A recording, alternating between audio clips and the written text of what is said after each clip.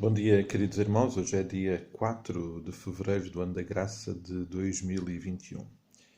E voltando novamente à nossa reflexão à palavra, e queria renovar com os irmãos a alegria e o privilégio que é nós podermos diariamente poder iniciar o nosso dia olhando para a palavra, ouvindo o Senhor falar. É realmente um privilégio imenso. E para aqueles que têm podido seguir estas reflexões, espero e oro para que, de facto, como resultado deste meditar, deste olhar para a palavra, realmente o Senhor esteja a abençoar as nossas vidas. E como já partilhei desde o início, aquilo que eu faço todas as manhãs com estas meditações é partilhar com os irmãos aquilo que normalmente fazia, só que não gravava, não é? E é ir à palavra pela manhã e tentar digerir novamente e também complementar com alguns pensamentos e algumas reflexões aquilo que Deus vem falando ou que está a falar num determinado momento. Nesse propósito, eu queria então voltar a olhar para os dois últimos versículos de Tiago e perceber mais alguns aspectos que estão aqui presentes. O Tiago 5, 19 e 20, que nós lemos no domingo passado, consideramos um pouco. Meus irmãos, se algum entre vós se desviar da verdade e alguém o converter, sabei que aquele que converte o pecador do seu caminho errado salvará da morte a alma dele e cobrirá multidão de pecados. Amados, um dos aspectos mais difíceis da caminhada cristã, da experiência como igreja, é de facto lidar com esta realidade de que alguns que caminham connosco se desviam e fica sempre um sentimento muito difícil de digerir. Tantas vezes a impossibilidade de alcançar e tocar esses corações nos faz sofrer. As razões pelas quais estes desvios acontecem são inúmeros.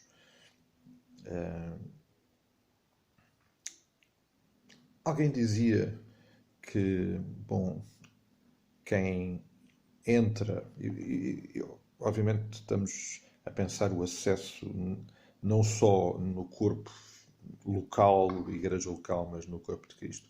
Alguém dizia que quem entra na igreja por Cristo, por causa de Cristo, não sairá dela por qualquer outro motivo. Não deixa de ser verdade. Mas também é verdade que ao longo da nossa história, da nossa convivência, tantas vezes acontecem eventos, momentos que provocam sofrimento, dor, incompreensão e que levam alguns a esfriar na sua fé. Noutras circunstâncias acontece exatamente aquilo que Tiago aqui está a falar. Tiago, ao longo desta carta, menciona, podemos selecionar cerca de 54 mandamentos. O que ele está a falar é de pessoas que se desviam do cumprimento destes mandamentos e que, tal como ele falou, a certa altura, têm uma fé morta, não é uma fé viva. E a fé morta em si mesmo não produz efeito nenhum. Por isso, obviamente, lidamos nesta matéria com diversas situações, mas sempre serão situações de muito sofrimento. Em algumas destes momentos que já experimentei, a nossa tentativa de nos aproximarmos destas pessoas, de fazer aquilo que Tiago aqui nos está a dizer, que fazemos de tudo para podermos alcançar o coração destas pessoas e trazê-los de novo ao caminho, é de facto muito difícil e, na maioria dos casos, encontramos uma barreira, um impedimento de o fazer, por muitas razões. Lembrámos no domingo passado o texto de Hebreus, quando o autor da carta aos Hebreus nos exorta a não criarmos barreiras com amarguras, raízes de dor e de de amargura que impeçam essa aproximação. Este é um problema que já o Senhor Jesus Cristo falava sobre ele. Aliás, há um texto interessante quando Jesus fala com Pedro. O texto de Lucas, que registra aquele momento em que Pedro é avisado por Jesus que o vai negar, é antecedido por uma expressão muito interessante, em que no versículo 32 o Senhor Jesus Cristo lhe diz: roguei por ti para que a tua fé não desfaleça. Jesus sabia o que ia acontecer. Aliás, ia-lhe dizer já de seguida que ele o iria negar. E depois diz: tu, pois, quando te converteres, fortalece os teus irmãos. Jesus, já nesta perspectiva e conhecimento daquilo que ia acontecer, sabia que Pedro ia ser alguém importante no reino e usado por ele, e portanto já registra. Mas não deixa de mencionar esta situação que iria provocar sofrimento no coração de Pedro e, obviamente, um sofrimento ainda maior no coração do Senhor Jesus Cristo. Este desvio que aqui está mencionado, curiosamente Pedro descreve-o de uma forma até violenta e repugnante, assustadora, mas real.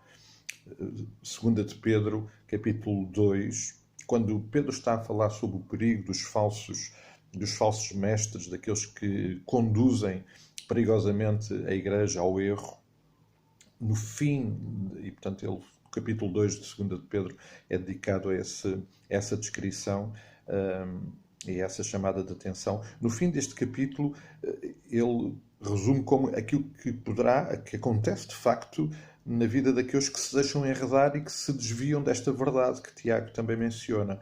E o quadro que Pedro registra é o seguinte: portanto, se depois de terem escapado das contaminações do mundo, mediante o conhecimento do Senhor e Salvador Jesus Cristo, se deixam enredar de novo e são vencidos, tornou-se o seu último estado pior que o primeiro. Ou seja, quando nós temos conhecimento de Cristo, quando temos conhecimento desta verdade, e depois temos proximidade, e depois nos deixamos enredar de novo com o mundo, diz Pedro que esse estado agora é pior do que o primeiro. A responsabilidade é maior. E ele continua, versículo 21, a dizer: pois melhor lhes fora nunca tivessem conhecido o caminho da justiça, do que, após conhecê-lo, volverem para trás, apartando-se do santo mandamento que lhes fora dado. E agora vem a imagem mais radical. Versículo 22. Com eles aconteceu o que diz certo adágio verdadeiro: o cão voltou para o próprio vômito e a porca lavada voltou a revolver-se no lamaçal. Esta é a imagem que Pedro registra para este quadro. Portanto, é um quadro absolutamente assustador. O que, naturalmente, como eu dizia aos irmãos, cria em nós um sentimento de dor. Ao ver isto acontecer na vida de pessoas que caminharam connosco e que, a certa altura, por qualquer razão, se afastaram da verdade. Eu olho para esta imagem e mais uma vez, olho em duas perspectivas. Primeiro, aquilo que de facto pode acontecer com alguém que caminha connosco, mas também, ao mesmo tempo, tal como Jesus fez com Pedro, a chamada de atenção para que isto não nos aconteça connosco. Porque é, como a descrição de Pedro diz, algo absolutamente rejeitável. Por isso, amados, é sempre com muita dor que nós olhamos para isto. E tantas vezes sem saber o que fazer para podermos ser agentes de bênção na vida destas pessoas. E tantas vezes esse nosso desejo de fazer aquilo que Tiago nos diz aqui encontra uma barreira e nos impede tantas vezes de poder ser agente de salvação, no sentido em de sermos colaboradores daquilo que Deus quer fazer no coração destes irmãos. E que, como Tiago diz, é trazer salvação, verdadeira salvação e nova vida a estas pessoas. Amados, este quadro que Pedro nos aqui apresenta é um quadro verdadeiramente assustador. Também por percebermos que a responsabilidade que recai obviamente, em primeiro lugar, sobre aqueles que se deixam enredar, que, tendo conhecimento da verdade, voltam para a velha condição, de facto não nos deixa descansar e ficar indiferentes. Por isso, amados, esta chamada de atenção de Tiago, para que possamos ser bênção na vida destas pessoas, para que também nós não caiamos neste erro, é uma chamada de atenção por demais importante que nós devemos considerar em oração e aos pés de Cristo, porque só Ele mesmo nos pode proteger disto e só Ele mesmo também nos pode ajudar a sermos bênção na vida daqueles que precisam de ser ajudados a voltar ao caminho e a ter verdadeiramente então um conhecimento de Cristo renovador e transformador das suas vidas. Creio que vale a pena pensar nisto e é motivo para nós buscarmos ao Senhor em oração. Que o Senhor nos abençoe, que Ele dirija as nossas vidas, um santo dia para os irmãos. Até logo, até amanhã, até quando Deus assim o permitir.